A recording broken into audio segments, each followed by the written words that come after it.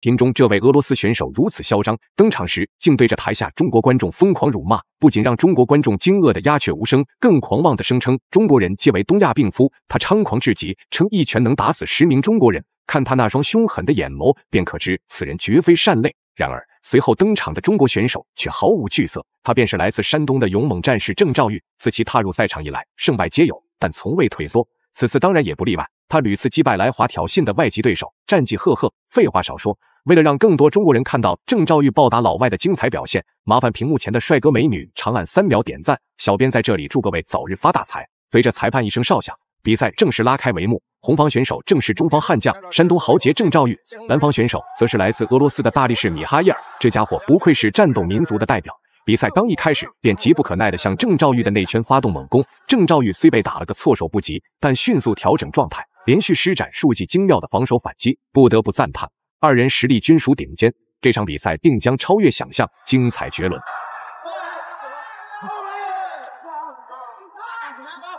俄罗斯上来就是猛攻了。这一方面呢，也是一种心理战，就是3板斧，所谓的下马威。其实刚才霍里菲尔先生在讲，刚才在看到他场地边的热身，包括他的走动，包括他的眼神，非常典型的俄罗斯式的运动员，就像饿虎一样。我们讲的咄咄逼人呢，就不过如此吧。米哈伊尔此时恍若脱缰之马，自比赛开始到现在，他始终掌握主动，未曾有过喘息，并且攻势愈发猛烈，不断冲击中国选手的内围。明显可见，他意图在体力耗尽之前，以强势 KO 终结对手，从未曾考虑过点数取胜之道。幸得郑兆玉状态调整得当，因而并未落入下风，局势尚存悬念。尽量避免一些无谓的搂抱。开始。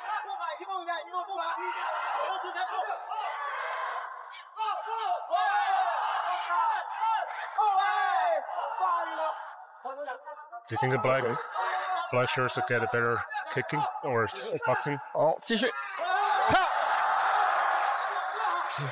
这是个里勾腿，中国武术打法中呢属于那个小活。面对对手无比凶猛的猛烈攻势，郑兆玉终于无法抑制内心的斗志，当即将米哈伊尔高举过头，重重置于地面。这一招虽非致命，但气势如虹。对手的狂暴进攻中被打断。倘若对手继续维持先前的攻击态势，相信郑兆玉定会再施一记力拔山兮的壮举。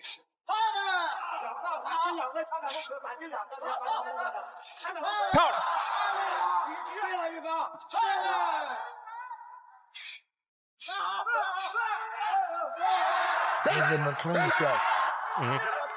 打得非常的干净。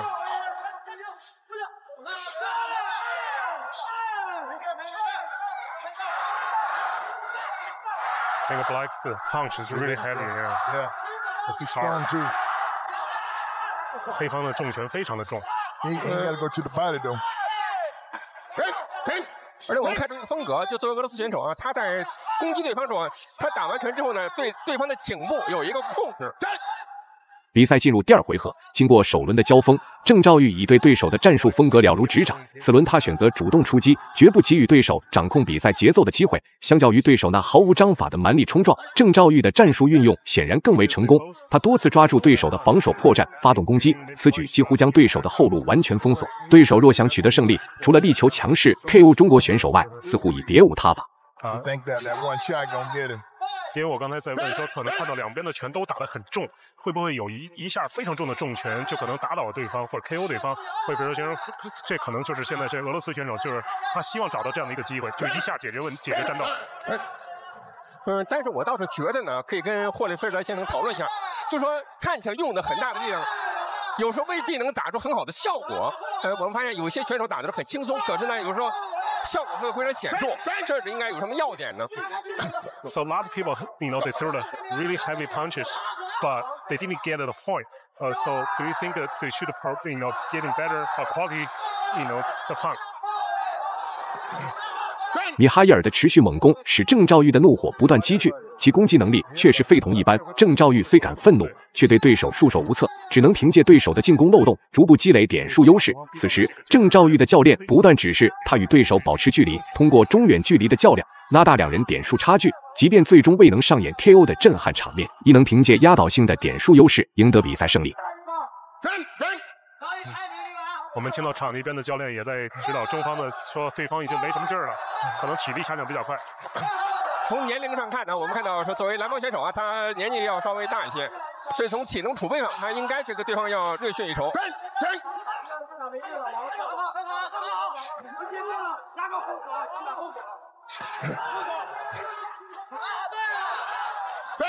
比赛进行到现在，想必各位观众也已察觉，对手除了逼近郑兆玉的内围进行拳法进攻，再无其他攻击手段，其双腿甚至未曾对郑兆玉构成过威胁。事实上，这家伙以前打的是拳击比赛，即便现今转战自由搏击擂台，亦无使用腿技之习惯。郑兆玉大可针对此点大展拳脚，即便力求 KO 对手，亦非难事。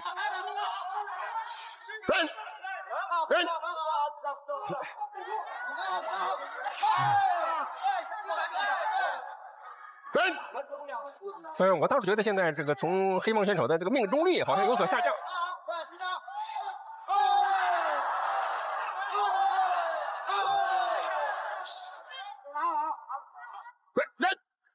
比赛已经临近尾声，郑兆玉毫不犹豫，在比赛刚开始便再次将米哈伊尔摔出擂台。尽管比赛规则禁止双方选手使用摔技，但这一攻势已完全激发出中国选手的磅礴气势，即便因此扣除部分点数亦无大碍。然而对手的状态依旧高昂，看似未受丝毫影响，但人终究会力竭。关键在于郑兆玉能否坚守至那一刻。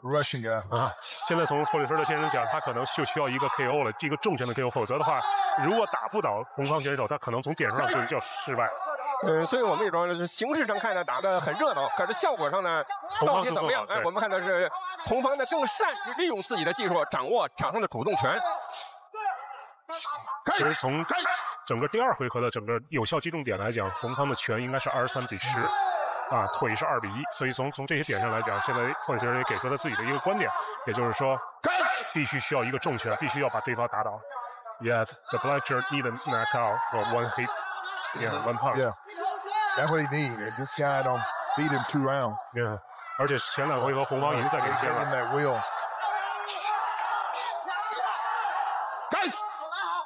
But I think physically he dropped his condition. 此刻，米哈伊尔那让他自豪的猛冲战术已逐渐失效，在内围战中反被郑兆玉全面压制。显然，他的体力已经极限。出乎意料的是，中国选手的抗击打能力竟如此出色。看来他即将发起最后一波猛攻，只要郑兆玉能够顶住这一波，那么 KO 对手亦非难事。这个组合呢，还产生了良好的效果。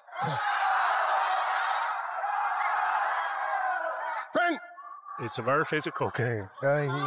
The Chinese guy showed that he got heart. He got heart. He bag him back. 用霍利菲尔讲，中国的孩子表现出更有心计，而且他更有智谋。所以我们打比赛呢，是用全部身心去打比赛。It's a physically and mentally well prepared game. So they don't go by looks. Right? 从他的解读更加说，你不要光看那块儿了不能光看外表。我们有一句哲学用语叫"透过现象看本质